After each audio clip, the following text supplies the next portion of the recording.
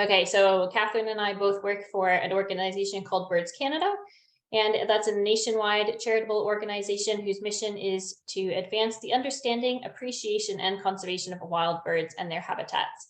And one of the main ways we do that is by running a lot of different citizen science programs all across the country.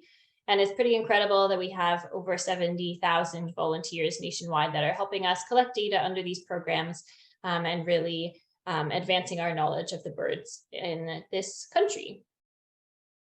So right now in Newfoundland, we are doing two programs. The first one is the Newfoundland Breeding Bird Atlas. So it's a 5-year effort to map out the distribution and abundance of all of the bird species in Newfoundland on the island of Newfoundland. So we've just finished year 3 out of 5. We have 2 field seasons left.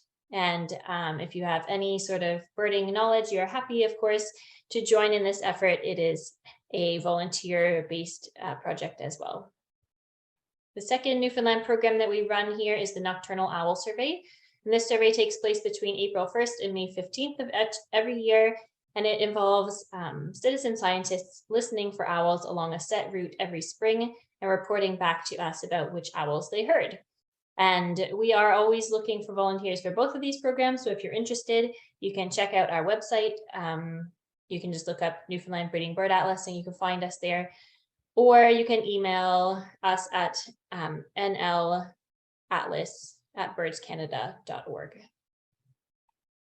And just before we get to the presentation tonight, I'd like to quickly thank all of our partners and funders. Without their support, we wouldn't be able to put off workshops like this. So thank you to all of them. And thank you to all of you who have come to watch our presentations and experience birds like we like to. So tonight we have the pleasure of having Raul here with us. He's originally from Valencia, Spain, did his undergrad at Valencia University. And after he graduated, he started working in cetacean ecology, then moved over to studying seabirds. So his first real experience with seabird ecology came in Iceland in 2019, when he was involved in conducting population surveys of Atlantic puffins and European and Leach's storm petrels. He then began a program in cognitive and behavioral ecology at Memorial University, where he's currently working to complete his master's. So welcome to Raul, and we are excited to hear about puffins tonight. Thanks for the introduction. I'll stop sharing my screen and you can share yours whenever you're ready.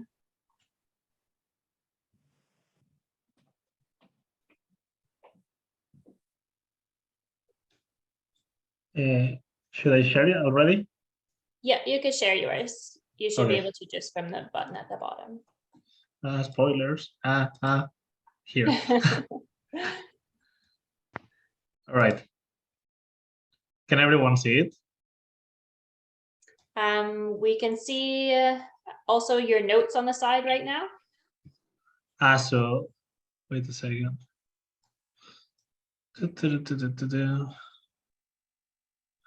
Because if this goes to presentation mode, okay, let's do it like this. Otherwise, I cannot have my notes. I'm going to this screen here. Okay, is this a good mode to visualize the presentation? Yeah. Yeah, that looks good. Okay, cool. Let's go. So, well, thanks for the introduction. My name is Raul, and I'm in my second year of my master's here in Cape, as Jenna was saying, and I would like to introduce you a bit of what I have been doing these past 2 years. So basically, I'm interested in puffins. That's why I came to the province, and I'm interested in knowing how they breed and how the estimates are being calculated. So let's go for it. I would like to start with acknowledgements. Like most people does it at the end, but I really like to start with them because none of the things that I'm going to be talking about are possible without the people. That I think there is someone on that it's not silenced, but I don't know if I can mute them. Yeah, there you go. Thanks. So, well, first and foremost, my supervisor, Dr. Pierre-Paul Beaton from the Visual Ecology Lab here at MON, all my incredible colleagues that have come with me, like long and wide across the province to help me conducting my research. the boat that I have been using, that we have been using for my research. Like this poor boat needs to needs a pay raise. And all the partners that have helped me conducting my research, from Memorial to Environment Canada and Shortfast in Fogo Islands, and Puffins first and foremost for putting up with me for this couple of years. So, well, let's start. Puffins. I don't know how much people knows about puffins, so I'm going to just give a simple overview at the beginning. So puffins are a burrowing seabird that is distributed across the North Atlantic. We have them here in Canada, but the largest colonies are in Europe, in the south of Iceland. We have the second largest colonies in the world, so we have quite a good amount of these animals. There is a bit of controversy in this, but it's acknowledged that there are 3 subspecies. We have here the subspecies Arctica. Some of the colonies in the UK are the subspecies that we know as Gravy, and then the big ones, they are incredibly big. Like I have seen pictures of these puffins in these Naumani puffins from the high Arctic, and they don't even look like the same species. Like they are very, very big. So this is like these animals, they stay in the summers with us, close to land in the breeding colonies. But when winter comes, they just migrate out in the ocean. They stay there in the ocean for most of the year. They just come back to land to breed. And not only that, but they will come back to the same burrow, the same colony, in the same burrow, mostly every year. So yeah, they are cute, but they are also very sturdy animals. Unfortunately, not everything is good news in the puffin world. In fact, due to steady declines in the populations, they are being classified now as vulnerable species. Why? Well, what are the causes behind these declines? Some candidates: from extreme weather linked to climate change, extreme winter storms that can increase adult mortality a lot, to oil spills like the ones that we were having this past year in the south of Newfoundland. Shortage of food, which is the main candidate for these declines. The shortage of food in Europe has been heavily linked to these populations declines that I was talking earlier on. And then prolonged breeding failures. It has been proved that if there is no food, these animals, they cannot feed their chicks. They are not very good flyers, so they are not like albatrosses that they can cover the whole ocean looking for prey. These animals, they cannot fly that far away. So if there is no food close to the colonies, they are not going to bring food to their chicks, and that's going to be a problem. And this is actually the topic I'm interested in.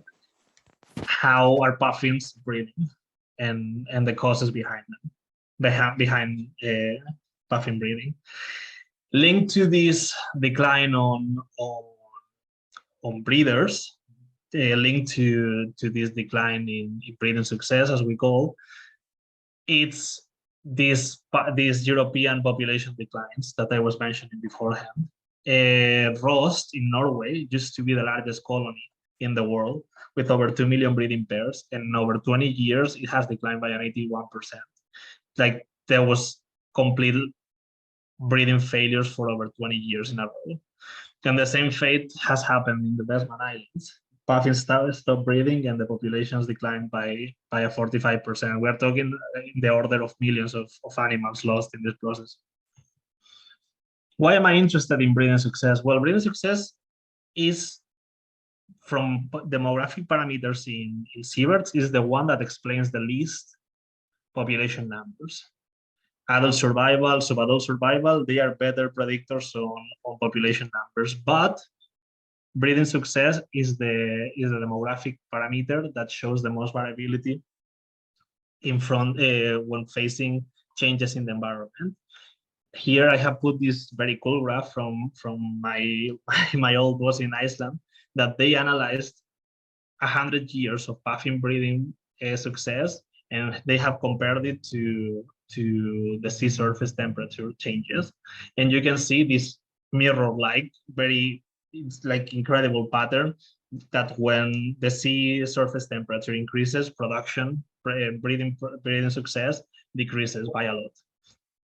So what is going to happen in a changing ocean like we're having nowadays due to climate change? Well, we don't know, but it doesn't look good for them. Breeding success, it's the amount of chicks that a colony produces. But how do we assess it? How do we get the estimates? Well, we basically go to the colonies and we look for how many nests are producing eggs, or that's a measure of occupancy. Then we check how many of these eggs are hatching and becoming chicks, which is the breeding success. And then we want to know how many of these chicks become like survive the breeding season and they fledge. And that's a measure of, and that's called productivity. So we assess breeding success in three steps. And then as important as breeding success, as important as breeding is when you're breeding. Phenology is the calendar that animals have inside themselves. Phenology in seabirds needs to be linked to availability of resources, because if you are producing chicks but the environment that you are living doesn't provide food for you to feed them, you're not doing anything. So phenology is very important as well. The problem with puffins, besides they are very cute, but they are very hard to work with, and that's mainly because they are burrowing species. They are not like other seabirds that they are going to nest on cliffs. They are going to dig holes in the ground, and that's where they are going to lay the egg, to incubate the egg, and rear the chick. So traditionally, the researchers have been going to researchers that were interested in breeding success. They went to the colonies, they introduced their hands in the burrows, and then like by hand they checked if there was an egg or if there was a chick inside the burrows, and then then you get bitten while doing that, and it hurts a lot. Like puffins, they bite very hard. With technology, and here on the bottom left you can see what I'm talking about. Boroscopes came. They are probes, infrared probes that you basically introduce inside the burrows, and you can do a visual assessment on what the burrow contents are. I'm using these boroscopes for my research, but is the data that I'm collecting with that comparable to the one that is being collected by hand? Historically, it has been collected by hand. We don't really know. We don't have information about that. So that's basically what I'm doing for my master's. I have designed an experiment to assess how comparable breeding success data is when obtained by boroscope or by hand, and then I'm updating the breeding success from the puffins in the province, because there is no data from for more like 30 years in here. So for part one, I'm going to be talking about the methodological experiment. Let's see if we're comparing pears with apples, as we say in Spain, or not. For that, I have designed an experiment that I run on Great Island. I don't know if you have ever seen that from by boat or from the coast, but it's an incredible place. And it also it's in Witless Bay, and it hosts the largest puffin colony in North America. I have designed an experiment in which 4 experts, 2 experts in boroscope usage and 2 experts in hand grabbing, they have assessed 48 burrows, searching for either puffins, like puffin chicks, or eggs. Each of these 48 burrows have been assessed 4 times by the different researchers. When the researcher was assessing the burrow, it classified it as active if there was an egg or a chick, or inactive, there was nothing. If it was active, it was labeled as 1, And if it wasn't active, it was labeled as 0. I don't know why is the number 2 there, but they should be a 0. This 1-0 data, which in population ecology, we call it binomial because you have 2 options, 2 outcomes for the check, 1 or 0, can be analyzed. And I'm going to get a slightly technical here with a technique that we call mass recapture.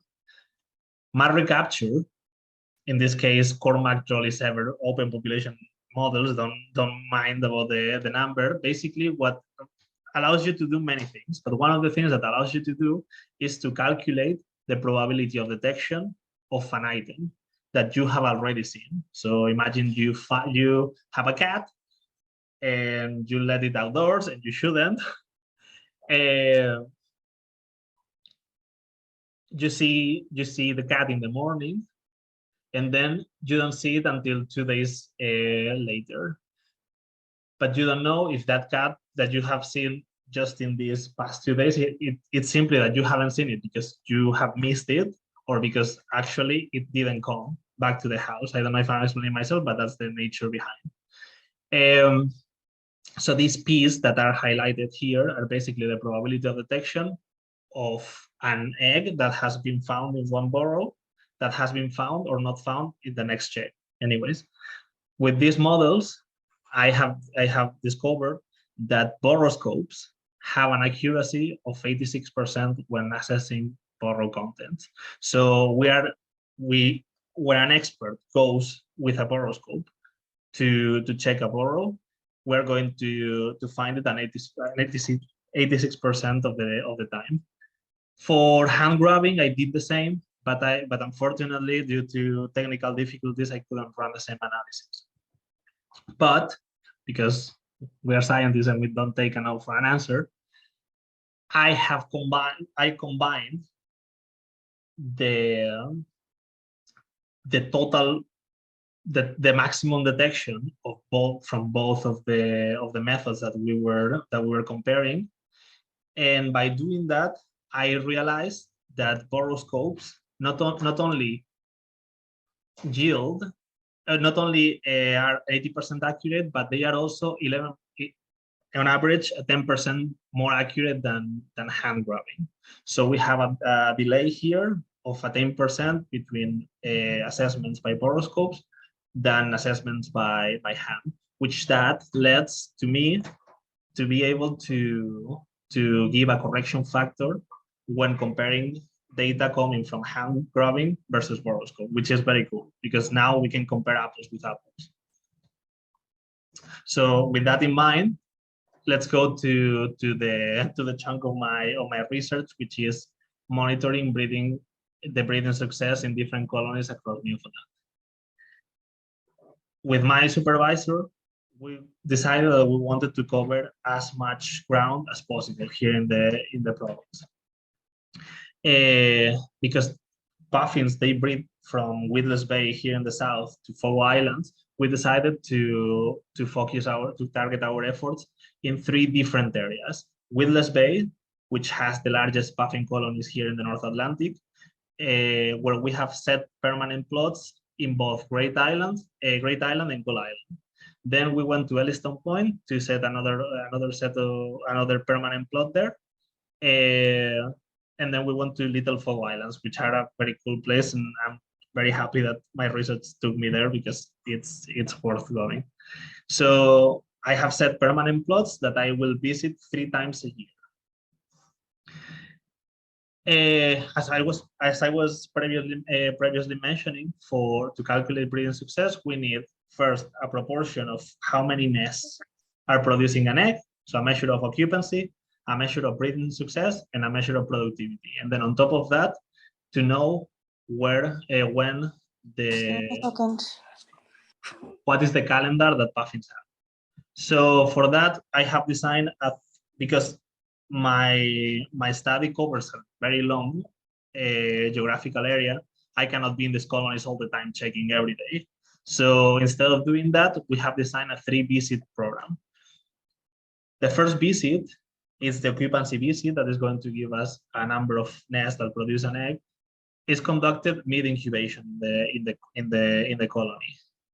The second visit is the phenology visit, which happens when we are to find a proportion of hatched and unhatched eggs. And with that, I can calculate the mean hatching date of the colony. And that's a measure of phenology. I will talk about that later. And then a third visit that happens during mid-rearing, where I'm expecting just finding almost ready to fledge puffins. And with this information, I'm going to get a proportion of how many burrows are having an almost ready to fledge puffin to get a measure of breeding success and productivity. So, well, these are the numbers that we have obtained from my research over the past couple of years. These are average between 2021 and 2022. We can see that burrow occupancy is very high, like it's almost 1. That means that all the burrows that we have checked, almost all of them, they were having a puffin inside. Breeding success was also extremely high. We will have values to compare this to later. The same with productivity. The only value that is not very, very high is here in Bake Apple Island, that we can see that the values are a bit slightly, well, considerably lower. Why is that? Well, I mean, if someone is sensitive, please just cover your eyes, because we're going to see some dead birds. But what happened in Bake Apple Island is that an Arctic fox drifted with the ice, and in 2022, it killed everything on site. Like, it was a massive failure for both storm petrels and puffins. So that number dragged the mean down. Here, I'm showing you 4 colonies that we have breeding success data in the world. We're going to compare them to our data. So the dotted lines are colonies that are increasing in number, which are the colonies of Grimsay in Iceland and the Isle of May in Scotland. And then at the bottom, we are seeing the productivity values of Frost, this colony in Norway that I was mentioning before, and the Westman Islands in Iceland. These 2 colonies that I was mentioning before, that their numbers were plummeting down over the past decades. So all the black dots are our colonies. So they are like the ones in Fogo Islands. They are very high up. The productivity numbers are considerably very high. Witless Bay, not that much so, but still very high, very far away from productivity numbers that would be dangerous to have. So overall, the puffins here in Newfoundland, they seem to be breeding successfully, which is a good news. And we are all used to bad news when it comes to environmental issues. Well, puffins in Newfoundland, they are doing fine. The same with historical data. There is some productivity data that I obtained by researching the bibliography. Was a nightmare too, but we have some data from the 92, 93, and 94, and 98. And the values are quite similar to the ones that we're having nowadays. So that's good news. But the problem is that we don't have a long data series that like they have in Iceland or they have in Norway. So we cannot really analyze trends. It's just like a couple drops in the ocean, but they don't look bad. I was very happy. The other part that I was doing was to monitor, to try to assess mean hatching date, a measure of phenology. Again, because my project covers a very long geographical area, I cannot be in the plots, in the colonies every day, checking when all the eggs are hatching. So I used a little trick. Hatching follows what we know as a cumulative function. So day 1 of hatching, only 1 egg is going to hatch, but then day 2, 3 are going to hatch. So we have 4 chicks now, and so on and so forth until all the chicks that have to hatch. Using some stats, I can calculate the mean hatching date, the date that half the chicks are hatched, half the eggs are hatched in the colony and half are not, by feeding my model with the visit date of this phenology visit, the standard distribution of the of hatching, and the hatching proportion that I found in the date I went to check the colony. So basically, just to say that on the 24th of June, I found that half the eggs have hatched. That half the eggs that I find they are hatched. That means that day is the mean hatching date. But what happens if I find 20% hatched eggs and 80% unhatched? Well, that with the function with my model, I can estimate that the mean hatching date is going to be around July the 4th. Why is mean hatching date important? Because you can correlate mean hatching date. You can kind of correlate mean hatching date with prey availability and see more or less how good how matched breeding is with food resources, and that's important for puffins. For instance, last year, because I don't have data from this year yet, but last year, Gull Island mean hatching day was the 2nd of July, and Great Island was the 30th of June. Then I went to eCapelin, which is a very cool app, and I saw that capelin was rolling around the area of Witless Bay around the 7th of July. So it was less than a week of mismatch between capelin being rolling and the mean hatching date on the colony. Is that good or is that bad? We don't really know with puffins, because there is some evidence that says that 1 week of mismatch between mean hatching date and prey availability has negative effects in common mure. But these together with the fact that puffins are breeding quite well, while in other places that there is an absolute mismatch between prey and chick production, then chick production goes downhill very fast. Maybe it's telling us that this mismatch is not very important, at least for puffins. Another very cool thing that we found when doing my mean hatching date analysis is that colonies in Fogo Islands, the mean hatching date is almost 20 days later than here in the south, here in Witless Bay. But not only that, we have also found that the relationship between chick mass and wing length, which is a proportion of growth, is different for chicks in Fogo Islands than here in Witless Bay. We know that the water temperature in Fogo Islands, because of a stronger Labrador current influence, is colder. And that can affect the phenology of the prey, so the prey can be available way later, and that can cause this mismatch between the southern colonies and the northern colonies. But maybe another hypothesis can be that there could be two different populations here in Newfoundland, the northern ones and the southern ones. We need genetic analysis and we need more things to figure out what's going on. But it's a good question to leave it there in case someone wants to pick up. So that's basically my research. My conclusions after 2 years of very hard work is that data collected between different methods can be different. So we need to implement correction factors to compare historical data collected by hand versus the data collected now by boroscope. That Newfoundland puffins, they seem to be successfully breeding, but we need a longer data collection to actually draw conclusions. And that Fogo Island puffins might be a bit different than what we have here in the south in Witless Bay. So with that, well, thank you for listening, and I hope you have some questions. Thanks, Raul. That was really interesting. And also, I love all the cute pictures of puffins. Yeah, that's why we're here.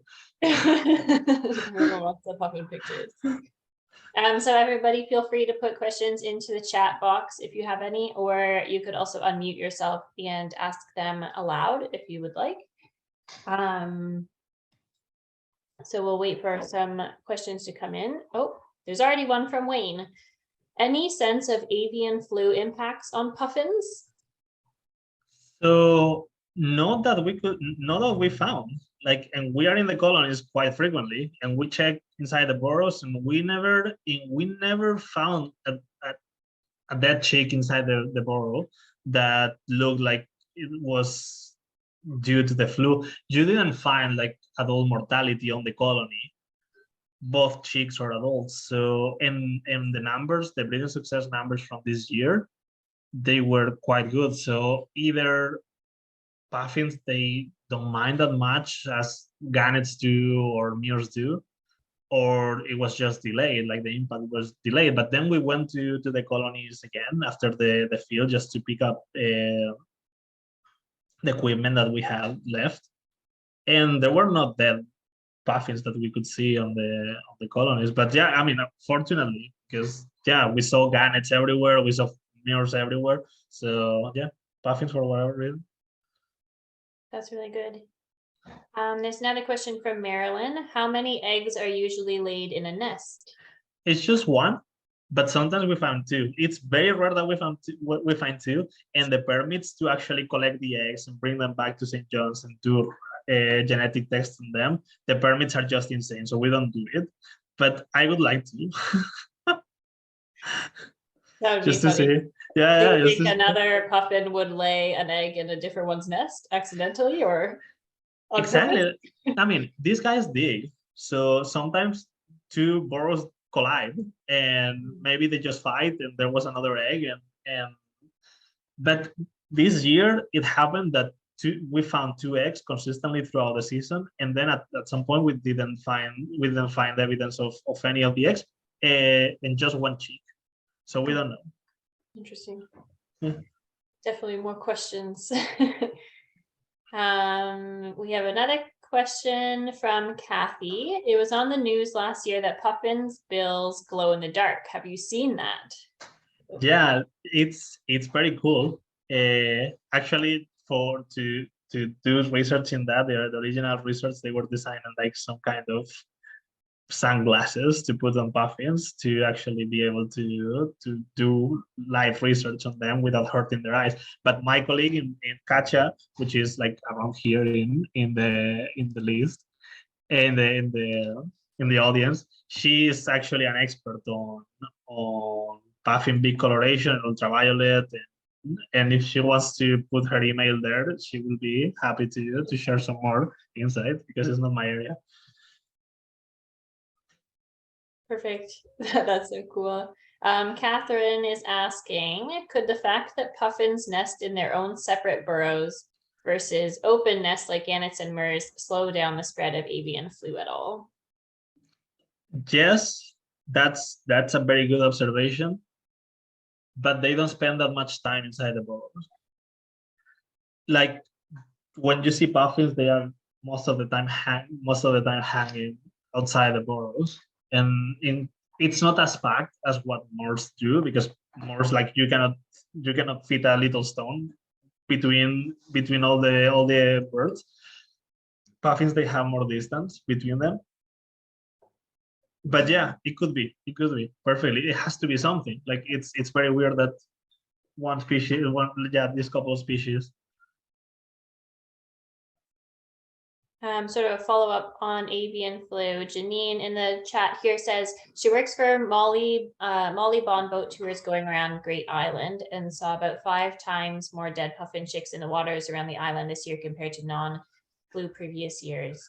And is it possible that burrowscope misses some birds and the grubbing misses some birds, but that they're missing different birds? So some birds missed by the burrowscope are detected by grubbing and vice versa. So when combined, that's because I didn't want to go very in detail either to bore everyone, but in burrowscopes, they find much more in general than hand grabbing. But the problem with boroscopes is that requires training. You see much more differences between observers, like amongst observers, between an expert than a not so expert. And the differences are dramatic. Like the differences are very, very high. So hand grabbing is more consistent, at least for a broad, being user friendly. If you have like very, very experienced and conscious boroscope assessors, they detect everything. They detect everything that hand grabbing could be detected and more, but it also changes a lot. I'm just going to put my own question in here for a second. Okay. How deep is a burrow? Like if someone had a super short arm, would they not be able to reach into the end? Yes, exactly. And I have, well, I mean, I can show you a graph because we collected like data on how deep we find the burrows with the, I can show it to you if I can share the, da, da, da, da, da.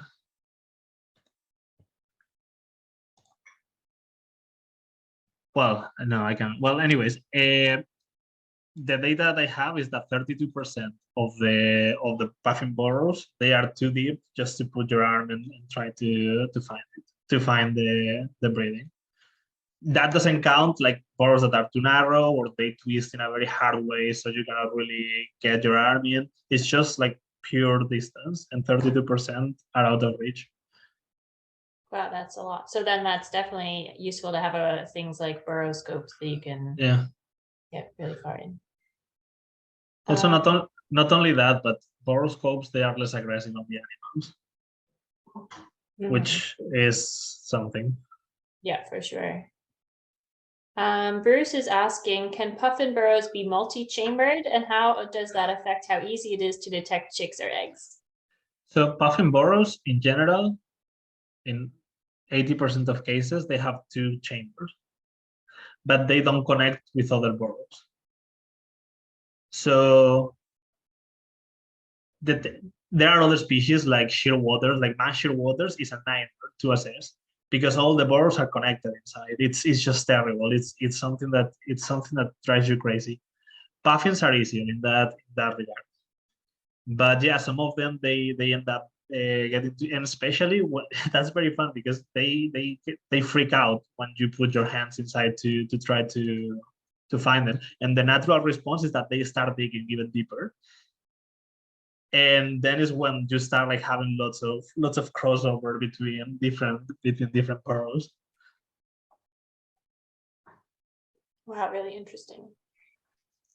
And then we just have a response from, I think you pronounce it Katya. Katya, yeah. Okay.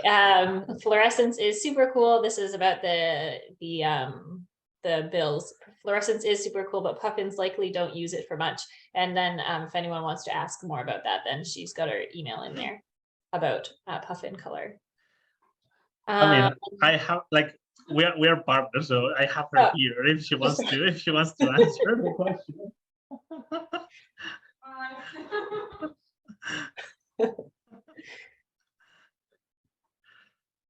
And then Jadine says, fluorescent doesn't mean glow in the dark. It means the bill emits light at a different wavelength than incident daylight. Is that correct? Is it? Yes, it's correct. Yes, okay. And then Wayne is wondering, how deep do puffins dive when they forage? There is some semi-strong evidence on that, and I think the record is like somewhere around 60 meters, if I recall correctly. I could say 60 meters. Yeah, puffins, like I don't know if you guys have seen puffins flying, but they fly very poorly. But that's because they have like some extra weight in their bones that makes it easier for them to actually dive deeper. And they have like this penguin-like shape. Like they are just penguins that didn't give up flying, basically.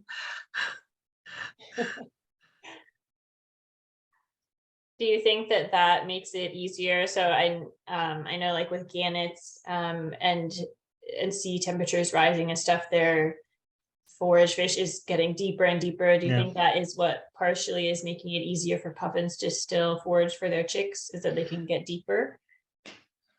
Yes and no. Like depending on where they forage, and depending on the species. Like for instance, in Iceland, they feed on what they call sandy, like sandlands, I think they call it here. So they I mean, these animals, they swarm like in the water column, but they also like live sometimes quite closer to the bottom.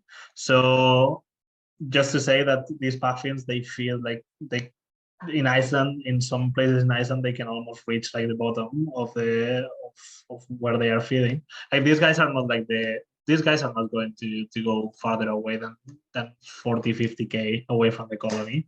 So it's true that there is a limit there. And gannets are a classical case of study for the relationship between sea surface temperature and stuff. But sea surface temperature, it also impacts the timing of breeding of this of the fish they feed on. Like sandeel, it doesn't breed until the waters don't get very cold. So that was a bad thing in Iceland with the increase of the temperatures, because this resource, like sandlands, just disappeared in front of their eyes. The same in yeah. Yeah. But yeah, for sure. Like it makes all the sense in the world. Like it's a very good observation. Mm-hmm. We have another question from Bruce. Is there much prey robbing by gulls as puffins return to the colony? That wasn't one of my original questions that I wanted to test in here, but then you cannot. Yeah, the problem of students is that we want to do too many things, and then we don't do anything. So we need to focus on one topic. But here in Witless Bay, Gull Island, I haven't seen that much, but I haven't been in Gull Island that much. But Great Island, there are parts of the colony that gulls are having a free buffet with puffins, and some other parts are not. And one of my questions at the beginning, when I was thinking of questions for my master, I wanted to compare like kleptoparasitism, as it's called, and its effects on the colony. But yeah, there is some, and it's nasty, and it affects more late breeders than early breeders, because early, like when you are in the breeding mean, you have so many puffins that gulls, they don't know who to target. But late breeders that are very few, gulls are just making their life impossible, because if you're just 2 or 3 puffins and 20 gulls, chances are that someone is going to steal it. So this is a case of early bird catches the fish. Yeah. Wayne is asking, what are the typical characteristics of puffin colonies? So, for example, why do puffins select some areas to breed and not others? We have lots of islands dotting our coastline. What is unique about the existing colony locations versus non-colony islands?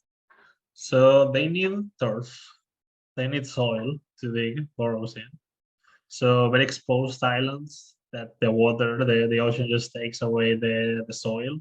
They cannot breathe there. Like Funk Island, they cannot breathe there, for instance. Then it has lots to do with what we call philopatry. Puffins, when they hatch, they just live for the ocean for 2 years, and we don't know what happens there. But then they come back, and lots of times they come back to the same general area that they were born. Like that's what they know. Also, being a seabird kind of sucks, and the logic behind it is like, okay, if my parents could raise me here, I will be able to do the same for my. So there is a very cool story. I don't know if you guys know, but in Maine, puffin, there was a couple of puffin colonies there, but they got extinct. But they wanted to bring them back, and what they did was just deploying puffin decoys, so puffins would be attracted to the colonies, and then they settled again. And now they have like a couple thousand animals there. So the presence of other puffins on the island is very important for other puffins to come. That's fantastic. Yeah. So are puffins mostly eating capelin and sandlance, or And do they have other fish species that they're eating as well? here is capelin. Okay. And if you see them bringing some other stuff, especially during peak rearing, that's not a good sign. Like parents, they can feed on some things. Like parents, they can feed on copepods, on krill, on some other kinds of fish that are less nutritive, like butterfish, for instance. But chicks need capelin. Chicks need a lot of fat. They need to grow very fast, very quick, very very much very quick. So here is capelin for the chicks. And in Iceland is sandlance because it has the same nutritional values. Like they need fat. Herring in some other in Norway, for instance, herring is a good chunk of the food that they feed on in summer. And also for the parents, like it's very hard to be a puffin in summer. It's very hard to be a puffin in winter, but it's very hard to be a puffin in summer as well. They are constantly having to travel out the colony, search for food, bring it back to the chick. It's a whole thing. So yeah, they need something fat, especially in the summer. Right. And then I also have another question. If other people have some, that you could keep putting them in the chat. But so when you're using a buroscope, is it harder to detect an egg than a chick because of the like heat that they keep, or how cold does an egg get, I guess? That's a very clever question. And it's the infrared vision that we have. It's like the infrared, the night vision goggles that we see in the movies and stuff, like this kind of greenish, whitish kind of tones. So actually what you see better is the egg because it's white and the contrast is very high versus the chick that you have to be looking for the eye of the chick. Sometimes they are so dark that it's impossible to see against the dark background. Then they breathe and stuff, so you can see like motion. Like that, is that a rock or is that a chick? And then the rock moves a bit, and then it's like, okay, cool, it's a chick. Wow, that's really cool. I was thinking that it was like a heat map rather than a color contrast. It's color. It's like the night vision goggles, more or less. Very cool. Okay. Seems like we've maybe come to the end of people's questions. Not seeing any more pop up. But thanks very much for chatting with us about puffins tonight. That was really cool.